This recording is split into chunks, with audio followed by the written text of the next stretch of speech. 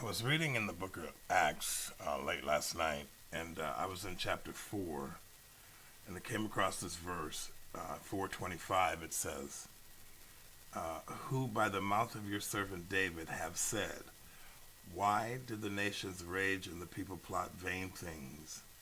The kings of the earth took their stand, and the rulers were gathered together against the Lord and against his Christ. Okay, so that's an English translation. But I remember reading that same verse over in Psalms 2, verse 1. It says, why do the nations rage and the people plot a vain thing? The kings of the earth set themselves, and the rulers take counsel together against the Lord and against his anointed, saying, let us break their bonds in pieces and cast away their cords from us. So I'm realizing that what Luke is actually quoting is Psalm 2, verse 1. Now, Dr. Dina Dye said something a while back. She said, Jesus, Yeshua proper, and John the Baptist, they turned the political arena upside down, turned it upside down on its head. The same is true with the disciples. They were dealing with a very... See, when we read that in our modern interpretation, we immediately apply all of the standards of our society to those passages. And we can't do that. We have to recognize that when it talks about in Acts chapter 4, people being saved and people believing, it simply means they were returning to what was foretold. They were returning to the Torah. They were understanding all over again what Moses was talking about. Moses even says in fact, let me look it up. I think it's in John 5:46. John says this.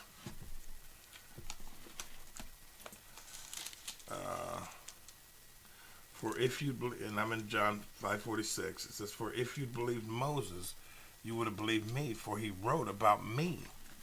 So all of the writings of Moses were focused on this later century, the fourth millennium, whereby the actual Messiah would come into this earth, and that's what he was saying there, is if you'd have believed Moses, you'd have believed me. Now John's writing something that Jesus would have said, but the point is, these people were caught up in a very political situation. They had Caiaphas, who was a joke, to say the least. They had Pontius Pilate, who was an ambassador of Rome, and they also had Herod, who was the king of Israel under the he was a vassal king at this point, under the suzerain, which had been the Caesar. So he was literally serving Rome. This is very political. This is a you had the religious leaders, you had the political leaders, and you had the leaders of Rome moving against what was actually happening. And the Bible says that many of those people returned to what Moses was teaching. There was no church. There was no concept of salvation in the sense that we understand it from a Western perspective. They understood that they were being restored to what Moses talked about, to what Abraham talked about, to what Noah talked about, to what Adam was all about. They were being restored to the history of the word of the Lord, not the future. So here we are today. I'm watching television and I'm seeing all of these ads coming out for the liberal, progressive liberal, socialist folks in our nation, in the United States of America, pushing the vote.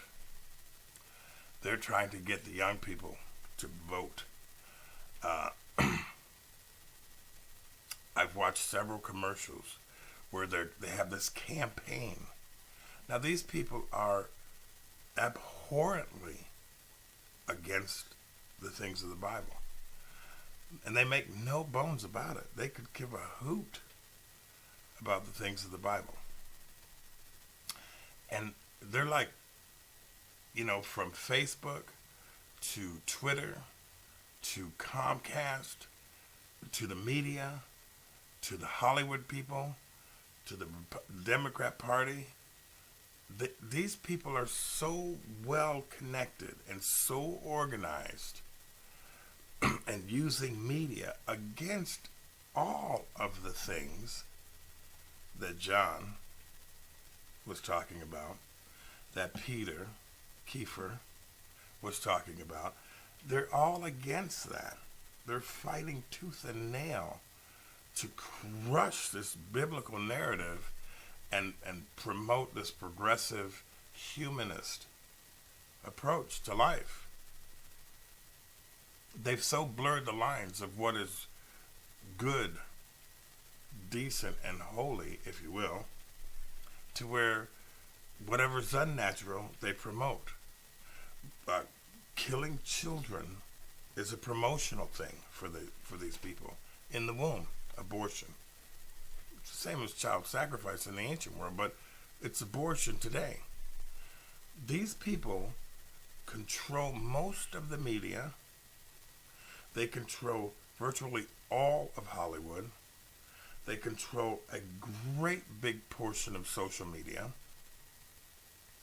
And they've got these campaigns to cause people to vote.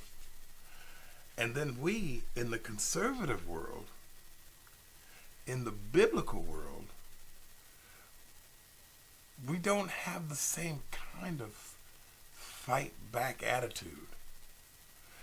We don't have a social media site where we can, that's just as big as the Facebook world or Google. We don't have that. The closest we come in the media to having some kind of conservative viewpoint, biblical viewpoint, or dare I say, common sense approach is Fox News. Our voice is being overshadowed. It's being overtaken by the very thing that Jesus was dealing with. The very thing that Peter was dealing with. The very thing that the disciples were dealing with was groups, mobs of people who were trying to shut them down, shut them up, make sure that they didn't have a voice. They were so worried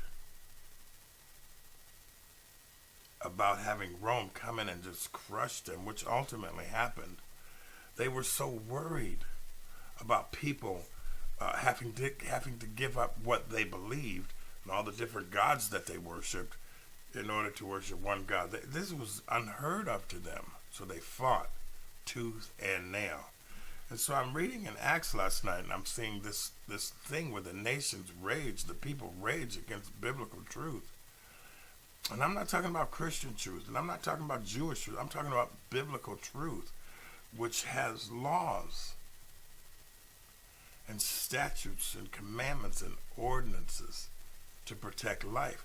These people are shredding those things, and that's why we're seeing life destroyed. That's what the reverse of the adversity is. And so I'm watching these campaigns of all of these people trying to get you to vote. And then I listen to people in my camp say, I don't vote anymore because I'm waiting for God to show up. Or I can't vote for Donald Trump. Or I can't vote. I sit here and listen to you people and I go, if you don't vote, then those people have nothing to worry about with you. You don't represent a threat to what they're trying to do at all.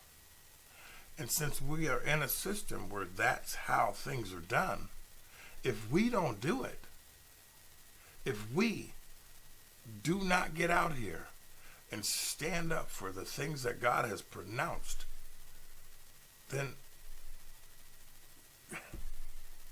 it defies logic to me. So I'm saying to you, the conservative voice, the black conservative, the Christian conservative, the Jewish conservative, that if you believe in the commandments, the statutes, and the laws that Jesus tried to lead us back to, that the disciples returned to, that Moses received, that Abraham understood, and that Noah taught his children based on what Adam knew about the way God set up life. If you believe those things, you have to vote. You have to vote. And you have to vote for common sense. You have to vote for biblical truth. You have to vote for what's right and not wrong. You have to make a difference. If you don't make a difference, then the enemy's camp doesn't even have to consider you, which is what's happened. They control and dominate all of the digital media, all of the electronic media, and you're sitting here waiting for Jesus to solve the problem. If King David had done that, we wouldn't even be having this conversation. If Noah hadn't done what he was relegated to do, this wouldn't be happening. If the disciples hadn't gone out there and fought the political structure that they were surrounded with from Rome as well as from Herod, we wouldn't even be having this conversation. And yes, the consequences of being in this battle were dire. But because they fought, you and I can have this discussion. They're the real heroes.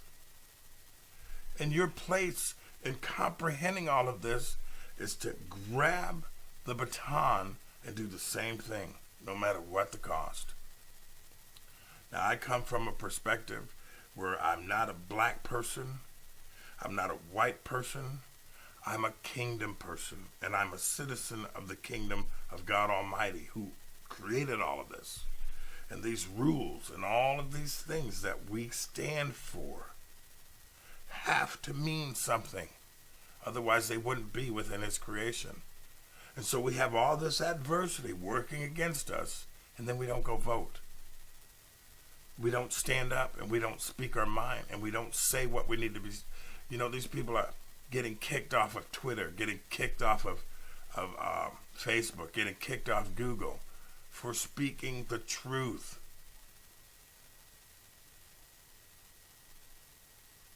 Seems like a small price to pay to me compared to what the disciples went through.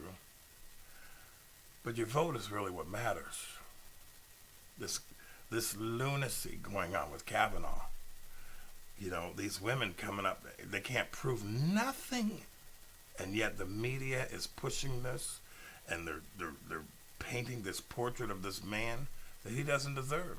In my opinion, he doesn't deserve it. Bill Cosby is in jail now. You know, I don't know what, 50 women came out against him? 3 have come out against Kavanaugh, and their stories don't work. But of those 50 women that came out against Bill Cosby, he admitted, yeah, I gave him drugs. Yeah, I had sex with him, it was consensual. 50 women came out against the black man, and now he's behind bars. How about 50 women came out and told the truth about something that happened to them as a result of this black man? Bill Cosby was found guilty of raping a woman. He belongs in prison. Enough said. Kavanaugh has not been found guilty of anything. Quite the contrary. And yet, the media, every level of the media has convicted him publicly. If we allow this to happen, if we sit back and do absolutely nothing, then your voice doesn't mean anything. So what I'm saying to you is vote. Make your voices heard. I don't expect you to go attack Senator Cruz and his wife having dinner like these lunatics are doing. I don't expect you to become Maxine Waters because I think this woman is crazy. I think you ought to stand up for truth. You have to. And the truth is, God is trying to protect life, and these people are trying to unravel the laws that govern it. If you allow that to happen, there is no freedom anywhere. Like Dennis Prager said, it's a miracle that there's good in this world at all. Well, you're that good. You're that person. You're that good. If you don't stand up and go vote against these lunatics, then you're no different than the mobs that dragged the disciples through the streets and put them to death. You're no different because you allowed it to happen. This is Jeff Moore.